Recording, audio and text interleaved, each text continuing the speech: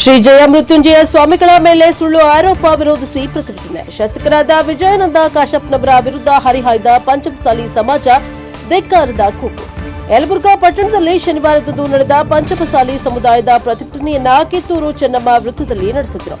ಈ ಕುರಿತು ಸಮಾಜದ ಮುಖಂಡರಾದ ಸುರೇಶ್ ಗೌಡ ಶಿವನಗೌಡರು ಮಾತನಾಡಿ, ನಮ್ಮ ಸಮಾಜದ ಸ್ವಾಮೀಜಿಗಳಾದ ಶ್ರೀ ಬಸವಜಯ ಮೃತ್ಯುಂಜಯ ಸ್ವಾಮೀಜಿಗಳ ಮೇಲೆ ಮಹಿಳೆಯು ಮಾಡಿರುವ ಆರೋಪ ಸುಳ್ಳು.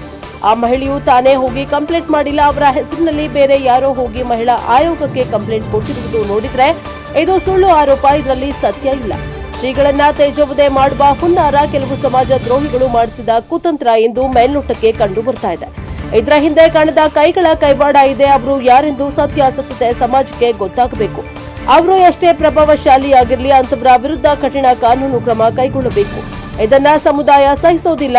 ಇದು ಹನಿ ಟ್ರ್ಯಾಪ್ ದಂಧೆಕೋರರ ಕೈವಾಡ ಎಂದು ಮೇಲ್ನೋಟಕ್ಕೆ ತಿಳಿದು ಬರ್ತಿದೆ ಎಂದು ಆರೋಪ ಖಂಡಿಸುತ್ತೇವೆ ಎಂದರು.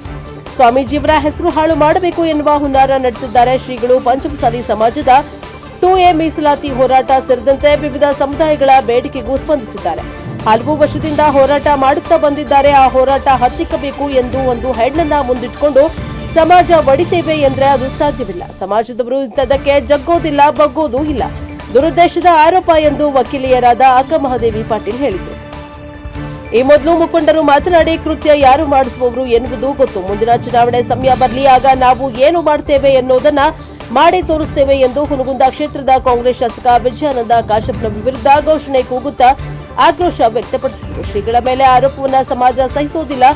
ರಾಜ್ಯಾದ್ಯಂತ ಉಗ್ರ ಹೋರಾಟ ಮಾಡುವುದಾಗಿ ಎಚ್ಚರಿಸಿದರು. ಬಳಿಕ ಮನವಿಯನ್ನ ತಹಶೀಲ್ದಾರ್ ಮೂಲಕ ಸರ್ಕಾರಕ್ಕೆ ಮನವಿ ಪತ್ರವನ್ನ ನೀಡಿದರು. ತಹಶೀಲ್ದಾರ್ ಪರವಾಗಿ ಬಂದ ಅಧಿಕಾರಿ ಸರ್ಕಾರಕ್ಕೆ ತಲುಪಿಸುವುದಾಗಿ ಪತ್ರವನ್ನ ಸ್ವೀಕರಿಸಿದರು. ಈ ಸಂದರ್ಭದಲ್ಲಿ ಮುಖಂಡರಾದ ಸಿಎಚ್ ಪೊಲೀಸ್ ಪಾಟೀಲ್, ಈರಣ್ಣ ನಿಂಗೋಜಿ, ಪಂಚಮಸಾಲಿ ತಾಲೂಕಾ ಅಧ್ಯಕ್ಷರು ಕೆಜಿ ಪಲ್ಲೆ, ಸುರೇಶ್ ಗೌಡ ಶಿವನಗೌಡರು, ದಾನನಗೌಡ ತೊಂಡಿಹಾಳ್, ವಕೀಲರಾದ ಅಕ್ಕ ಮಹಾದೇವಿ ಪಾಟೀಲ್ ಹಾಗೂ ರಾಜಶೇಖರ್ ನಿಂಗೋಜಿ, ಸಿದ್ದರಾಮೇಶ ಬೇಲೇರಿ, ಅಮರೇಶ ಹುಬ್ಬಳ್ಳಿ, ಶ್ರೀಶೈಲಪ್ಪ ಹಳ್ಳಿಕೇರಿ, ಶರಣಪ್ಪ ಅರಕೇರಿ, ಮಲ್ಲಿಕಾರ್ಜುನ್ ನರೇಗಲ್, ಶರಣಪ್ಪ ಕೊಡುಗ್ಲಿ, ಸುರೇಶ್ ಹೊಸಳ್ಳಿ, ಕರೆಸಿದ್ದಪ್ಪ ಶಿಳ್ಳಿನ್ ಮತ್ತು ಯುವ ಮುಖಂಡರಾದ ಕಲ್ಲೇಶ್ ಕರ್ಮುಡಿ, ಜಿಎಸ್ ಪಾಟೀಲ್, ಸಿದ್ದಪ್ಪ ಹಕ್ಕಿಗುಣಿ, ಮಾಂತೇಶ್ ಭಾಸ್ಕರ್ ಹಾಗೂ ಇನ್ನಿತರರು ಭಾಗವಹಿಸಿದರು.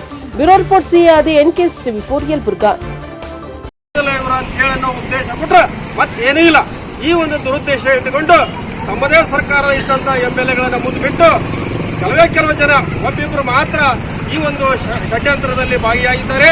ಇವತ್ತು ನಮ್ಮ ಏನು ಪೂಜಾ ಈಗ ಸವದತ್ತಿ ವಕೀಲರು, ಅವರು ಹೈಕೋರ್ಟ್ ನ್ಯಾಯವಾದಿಗಳು, ಅವರು ಮಾನಹಾನಿ ಮೊಕದ್ದಮೆಯನ್ನು ಕೂಡ ಹೂಡಿದ್ದಾರೆ. ಈಗ ನನ್ನ ಮೇಲೆ ಈ ರೀತಿ ಒಂದು ಕ್ರಿಯೇಟ್ ಮಾಡಿ ಧ್ವನಿಯನ್ನ ಮಾಡಿ ಈ ರೀತಿ ಸ್ವಾಮಿಗಳು ನಮ್ಮ ಸಂಬಂಧ ಐತೆ ಅಂತ ಹೇಳಿ ತೋರಿಸಿದಾರಲ್ಲ, ಆ ಅಮ್ಮ ಇವತ್ತ ಕುತ್ಕೊಂಡು ಪ್ರೆಸ್ ಮೀಟ್ ಮಾಡಿದ್ದಾಳೆ.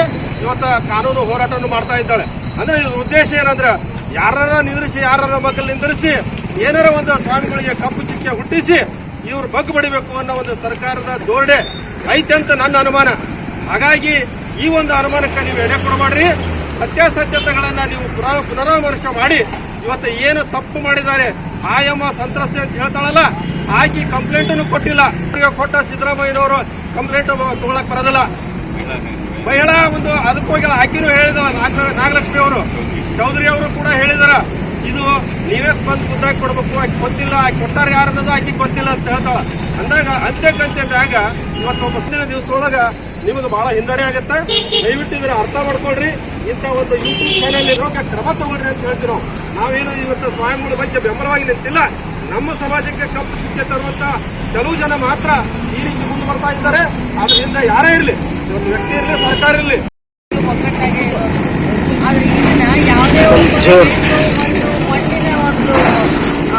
ಇದನ್ನ ಇಟ್ಕೊಂಡು ಪಂಚಮಸಾಲಿಯನ್ನು ಮುರಿಯೋದಕ್ಕೆ ಯಾವತ್ತೂ ಸಾಧ್ಯ ಇಲ್ಲ. ಇವತ್ತೇನು ಒಬ್ಬ ವಕೀಲರ ಮೇಲೆ ಏನು ಸಂಶಯ ವ್ಯಕ್ತಪಡಿಸಿ ಆಕೆಯನ್ನು ಆಧಾರವಾಗಿ ಇಟ್ಕೊಂಡು ಮಾಡಿದ್ದಾರೆ. ಹೆಣ್ಮಕ್ಳು ಅಂತಂದ್ಮೇಲೆ ಎಲ್ಲರೂ ಒಂದೇ. ಇವತ್ತು ಒಬ್ಬ ನಮ್ಮನೆ ಹೆಣ್ಮಕ್ಳಾಗಲಿ, ಬೇರೆಯವ್ರ ಮನೆ ಹೆಣ್ಮಕ್ಳಾಗಲಿ, ಆಕೆಯನ್ನು ಆಧಾರ ಆಕೆ ಯಾವುದೇ ಪಾತ್ರ ಇಲ್ಲದೇ ಸುಮ್ಮನೆ ಆಕೆ ಹೆಸರನ್ನು ತಗೊಂಡು ಬಂದು ಸ್ವಾಮೀಜಿ ಜೊತೆಗೆ ತಳಕು ಹಾಕಿ ಒಂದು ಸ್ವಾಮೀಜಿಯನ್ನು ತೇಜೋವಧೆ ಮಾಡೋದಾಗಲಿ ಅಥವಾ ಒಬ್ಬ ಹೆಣ್ಮಗಳನ್ನು ತೇಜೋವಧೆಯಾಗಿ ಮಾಡ್ತಕ್ಕಂಥ ಒಂದು ಸನ್ನಿವೇಶ ಬಹಳ ಖಂಡನೀಯ. ಹಾಗಾಗಿ ನಾನು ಒಬ್ಬ ಮಹಿಳಾ ವಕೀಲರಾಗಿ ಮತ್ತು ಒಬ್ಬ ಮಹಿಳೆಯಾಗಿ ಇದನ್ನು ನಾನು ಬಹಳ ಖಂಡಿಸ್ತೀನಿ. ಹಾಗಾಗಿ ಯಾವುದೇ ಕಾರಣಕ್ಕೂ ಪಂಚಮಸಾಲಿ ಸಮಾಜವನ್ನು ಒಡೆಯೋದಕ್ಕೆ ಅಥವಾ ಕೆಳಮಟ್ಟಕ್ಕೆ ಒಯ್ಯೋದಕ್ಕೆ ಸಾಧ್ಯನೇ ಇಲ್ಲ. ಒಬ್ಬ ಸ್ವಾಮೀಜಿಯನ್ನು, ಒಬ್ಬ ಹೆಣ್ಮಗಳನ್ನು ಮುಂದೆ ತಂದಿಟ್ಟು ಪಂಚಮಸಾಲಿ ಸಮಾಜ ಒಡೆಯೋದಕ್ಕೆ ಸಾಧ್ಯ ಇಲ್ಲ.